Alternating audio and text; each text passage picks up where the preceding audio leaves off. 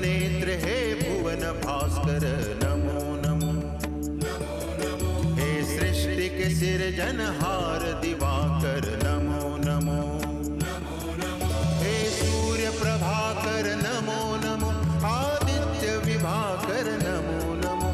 हे भानुतिमिरहर नमो नमो। हे रवि भुवनेश्वर नमो नमो।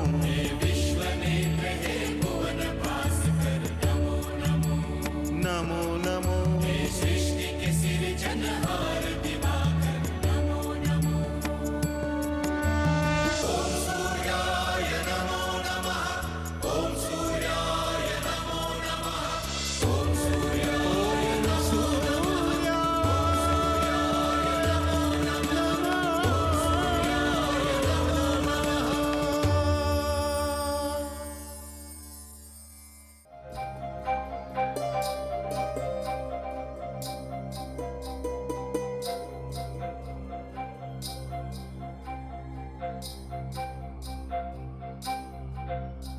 बहन दीदी, क्या देख रही हो?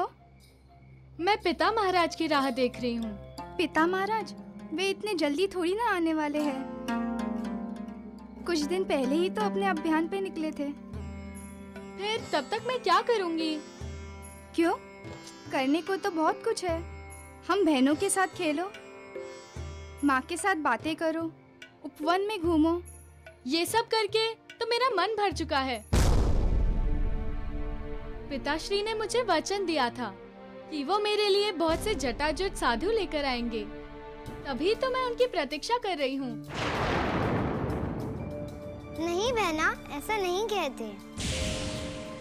ऋषि मुनि कोई खिलौने नहीं होते, वे आदर के पात्र होते हैं। हाँ, माताश्री ने कहा है कि ऋषि मुनियों के आशीर्वाद से हमारा कल्याण होता है। जो लोग हमारे महान पिताश्री के टुकड़ों और कृपा पर जीते हैं, उनके आशीर्वाद से हमारा क्या कल्याण हो सकता है? बहन दीदी, ये सब बातें आपने कहाँ से सीखी? ऋषि मुनि किसी के टुकड़े पे नहीं जीते, वे जगत को ज्ञान देते हैं। इसलिए हम सब कृतज्ञ होके उन्हें कुछ वस्तुएं दे देते हैं। सच पूछो तो उनके ज्ञान के आगे इन वस्तुओं का मोल कुछ भी नहीं। रहने दो। संसार में हर एक वस्तु का मोल होता है, और ये ऋषि मुनि आते हैं, बैठ के कुछ बातें करते हैं और उसके बदले कुछ भी ले जाते हैं। चंद्रमा,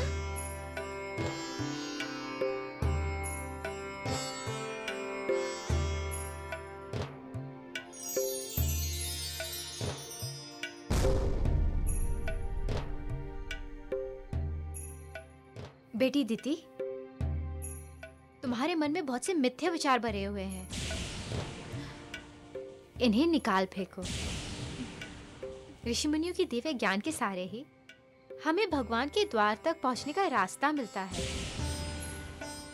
उनका आशीर्वाद ना हो, उनका दिया ज्ञान ना हो, तो हम मनुष्य अपने ही कर्मों के जाल में उलझकर रह जाएंगे। ये सब बेकार की बातें हैं माताश्री। जिस दिन आपको भगवान के द्वार जाना होगा, उस दिन आप हमारे पिताश्री को कहिएगा, वो आपको वहाँ लेकर जाएंगे। दीदी, तुम बहुत बिगड़ गई हो। कुछ बात समझाने पर समझती नहीं हो और उल्टा कुतर्क करती हो। तुम्हें कुछ दंड देना पड़ेगा। पिताश्री नहीं है, इसलिए आप हमें डांट रही हैं।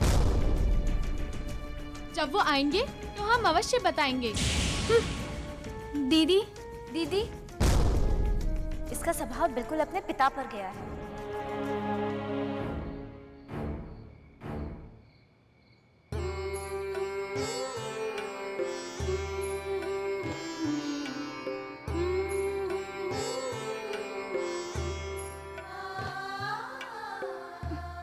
माताश्री, खिड़की में खड़े होकर क्या देख रही हो बेटा रोहिणी? माताश्री, मुझे चमकता चंद्रमा बहुत अच्छा लगता है। किंतु चंद्रमा तो रात के समय निकलते हैं और रात का समय होता है सोने के लिए। हाँ। तो सोने चले।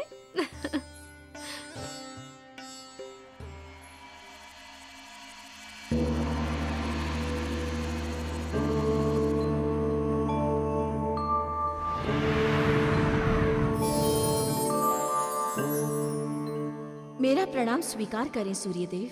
हमारी आध्यात्मिक शक्ति देवी गायत्री आपका स्वागत है। आपको तो ज्ञात ही होगा कि प्रजापति दक्ष ने वैदिक परंपरा के विरोध में अभियान छेड़ दिया है। इसका परिणाम क्या होगा प्रभु? हमें प्रजापति दक्ष के अभिमान को लेकर चिंतित होने की कोई आवश्यकता नहीं है, क्योंकि प्रजापति दक्ष आज जिस अभियान के लिए निकले हैं वह विधि के निश्चित विधान का एक अंग है। वेद विरोधी अभियान विधि के विधान का अंग है प्रभु। जी देवी, और उसका एक कारण है। सृष्टि रचना के आरंभ से अब तक कुछ अपवादों को छोड़कर मानसिक सृष्टि ही विस्तार पाती रही है, किंतु अब मैथिली सृष्टि के विस्तार पाने का समय आ गया है। किंतु सूर्यदेव, मैथिली द्वारा जन्मी जीवात्माओं में प्रखर मेधा और दिव्य शक्तियों का तो अभाव होगा। आपकी चिंता उचित है देवी गायत्री। अब समय आ गया है जब आपके द्वारा रचित वेदों का प्रखर ज्ञान समाज के विकास में योगदान दे। मेरी इच्छा है सूर्यदेव कि पवित्र वेदों में लिखित मंत्र शक्ति किसी व्यक्ति अथवा जाति की संपत्ति ना होकर जन जन के लिए सरल और सुलभ हो, जिससे पूरा समाज इसका लाभ उठा सके। आपकी इच्छा प्रशंसनीय है देवी गायत्री। पूरे समाज का कल्याण आपकी इस इच्छा का लक्ष्य है। हम शीघ्र ही सूर्य लोक में भव्य सम्मेलन आयोजित कराएंगे, जिसमें इस संसार की सारी शुभ शक्तियां सम्मिलित होकर अपने पूर्व निर्धारित कार्यक्रमों का उत्तरदायित्व तो संभालेंगी। इस कृपा के लिए मेरा धन्यवाद स्वीकार करें सूर्यदेव। आप सदा ही संसार के कल्याण के लिए कार्यरत रहते हैं।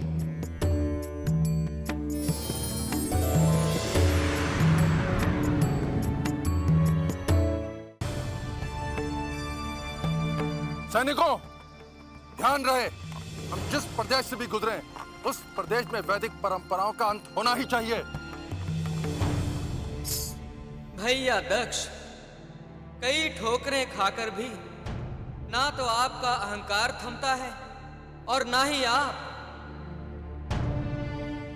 हे भगवान सूर्यदेव, भैया दक्ष को सद्बुद्धि प्रदान करें।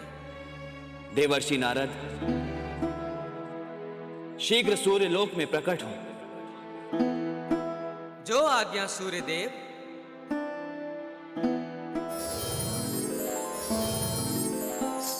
नारायण नारायण, मेरा अहोभाग्य कि आपने मुझे बुलाया।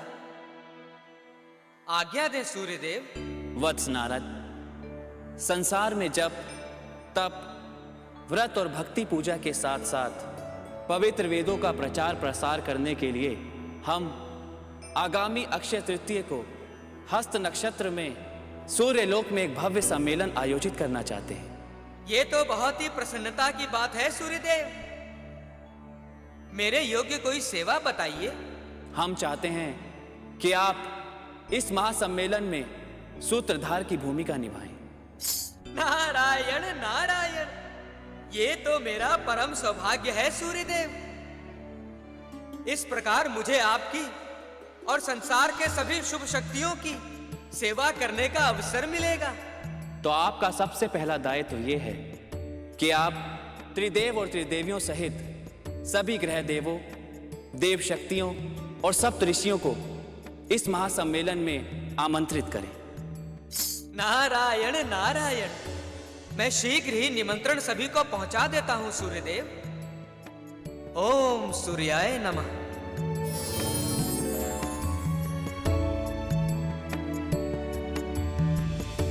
महाराज दक्ष की जय! महाराज दक्ष की जय! महाराज दक्ष की जय! महाराज दक्ष की जय! महाराज दक्ष की जय! रोको।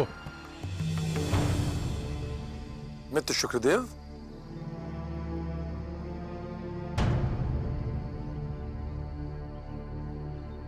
बहुत समय बाद आपके दर्शन हुए।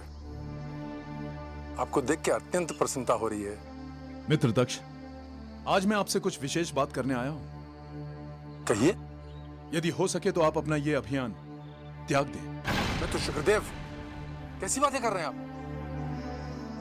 हम ये घोषणा कर चुके हैं कि ये अभियान मरीचि के आश्रम से आरंभ करेंगे और उस मूर्ख मरीचि को ग्रस्त आश्रम में प्रवेश कराएंगे। तनिक सोचिए, महर्षि मरीचि एक महान योग बल और मंत्र शक्ति के स्वामी हैं। हम अपनी घोषणा से पीछे नहीं हट सकते। कहीं ऐसा ना हो कि उनका सामना करते करते आप अपने नाम पर कोई कलंक लगा लें। शुक्रदेव, शुक्रदेव, शुक्रदेव, हमने ये बात इसलिए सहन कर ली क्योंकि हमने आपको अपना मित्र कहा है, किंतु अब ऐसा प्रतीत हो रहा है कि आपके लिए हमारी मित्रता का कोई मोल नहीं है। यदि ऐसा है मित्र, तो मेरी ओर से आपको बहुत बहुत शुभकामनाएं। आपका यह अभियान सफल हो।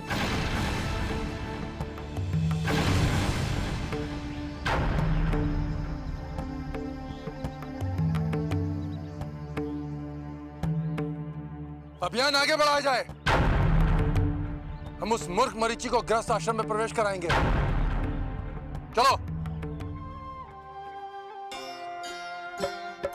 धर्म विरोधी दक्ष फिर करने चला उपाय, उसकी भांति मरीचि भी धर्म विमुख हो जाए, ताल में ताल मिलाए।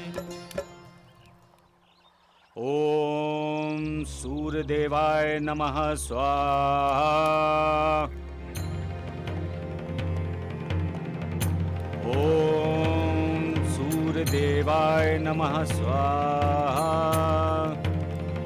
ओम सूर्यदेवाय नमः स्वाहा। महर्षि मरीचि को पृथ्वी सम्राट दक्ष के महामंत्री का प्रणाम। पृथ्वी सम्राट आपसे भेंट करने को पधारे हैं।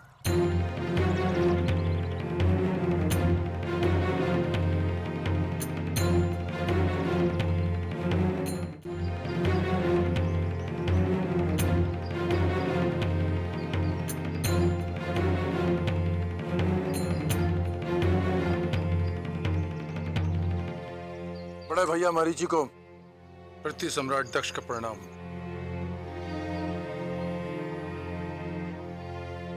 आयुष्मान भव।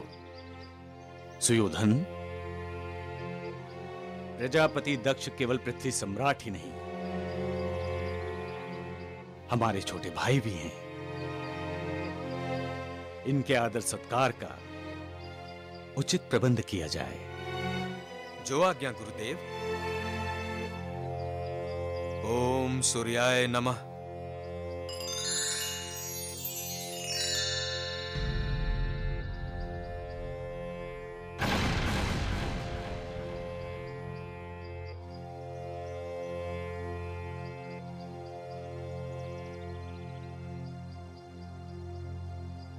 भैया मरीचि, हम आपसे कुछ एकांत में चर्चा करना चाहते हैं।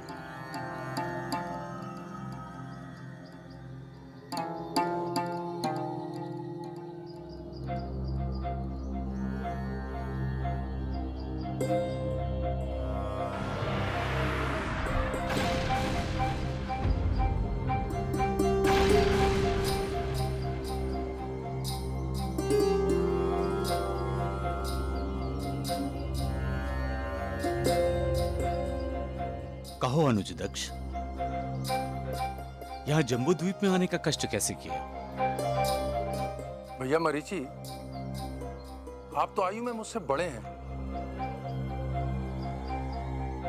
आपने अब तक विवाह किया या नहीं? विवाह? नहीं, विवाह करने की मेरी इच्छा कभी हुई नहीं अनुज। संसार में कुछ काम समाज के लिए भी करने होते हैं। मेरा आपसे अनुरोध है कि आप विवाह कर लीजिए। मुझे नहीं लगता कि मेरे विवाह करने से समाज को कोई लाभ होगा। ये बात आप नहीं समझते भैया। इसका निर्णय आप अपने छोटे भाई दक्ष पर छोड़ दीजिए और आप विवाह के लिए हाँ कीजिए। आप कहें तो आपके लिए एक योग कन्या भी ढूंढ दें। अच्छा, इस बात को छोड़ो और अपने यहां आने का प्रयोजन बताओ।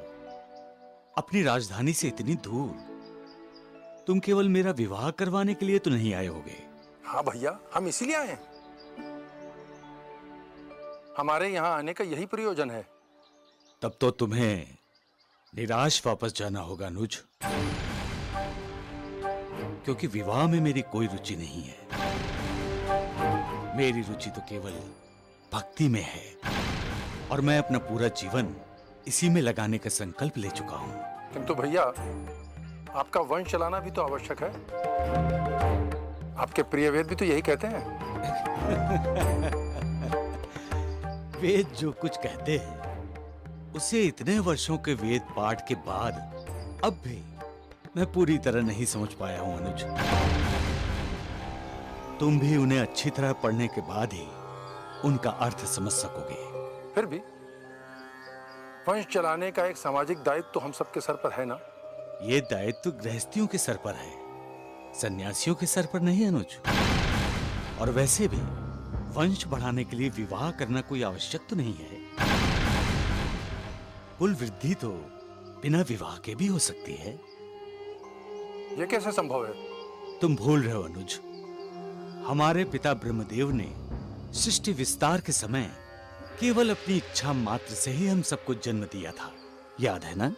भैया मरीचि, वो ब्रह्मदेव हैं और आप महर्षि होकर भी अंततः एक साधारण मनुष्य हैं। वो जो कर सकते हैं वो आप कदापि नहीं कर सकते। ये तुम्हारी भूल है अनुज। मंत्र शक्ति और योग बल से हर वो कार्य संभव है जिसे ब्रह्मदेव और अन्य देवगण कर सकते हैं। भैया मरीचि, आप एक महर्षि के रूप में विख्यात हैं। मुझे आपसे यह आशा नहीं थी कि आप झूठ बोलकर अपना पक्ष सिद्ध करने का प्रयास करेंगे।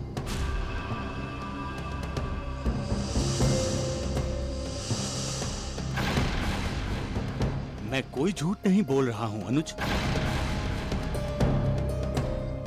मैंने आपकी कीर्ति बहुत सुनी थी। पहले नारद, फिर हमारे मित्र शुक्रदेव ने आपके योग बल की बढ़ चढ़कर प्रशंसा की थी। परंतु यहां आके पता लगा कि ये सब ढोंग है। आप असत्य वचनी हैं। अब तो आपको ऋषि कहने में भी मुझे संकोच हो रहा है। आपने मेरा पृथ्वी सम्राट दक्ष का अनुरोध ठुकरा दिया।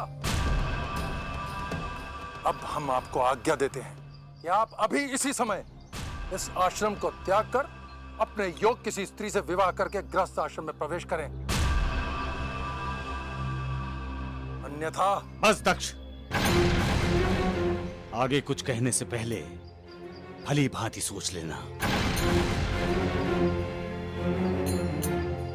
यदि तुम बलपूर्वक मुझसे अपनी बात मनवाना चाहते हो तो समझ लो ये तुम्हारे लिए संभव नहीं होगा। संभव नहीं होगा?